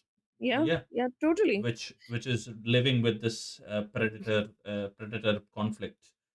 Um, yeah, Yeah, and we and hope then like like there are more it's great to see that there are more these positive stories. traditional communities and indigenous communities taking charge in their own hands, because it's very evident that the government is doing nothing, so let's write our own destinies. It's very inspiring to see that. Yeah, in this case, obviously, most credit goes to Claus, and then the Mm, people who wanted to be or were part of it and helped the lions grow mm. back. But kudos, and we are always tired of seeing all the negative stories that we have to cover every week. So we love to see a positive story like this, and it's just yeah, it's just nice. Yeah, it's brilliant. It's brilliant, to say the least. But other than that, I think we should start tying up the show now, Meghna.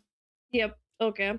I have a very, I think, simple question. Obviously, something that we spoke about in the first topic. But how many small cats did you know? Did you know fishing cats? Did you know ocelots? Did you know jaguarandis and margis and oncillas? Like, did you know all of these cats, or were all of them new to you? Also, the flat-headed cat that looked like a half mouse, half cat. Did you see the picture?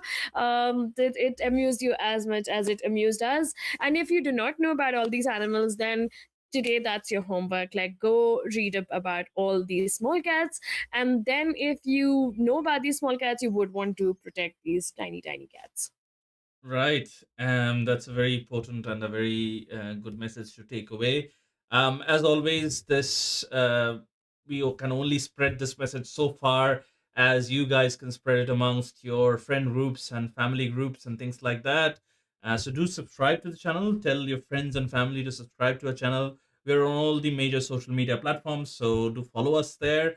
We go live on all platforms at once. So whichever platform you follow us on, you will be able to see us live every Sunday when we do go live. We have some exciting guests planned for the next couple of episodes in March and April. So do keep an eye out for them. We will send out the promotional materials as and when every week as we do.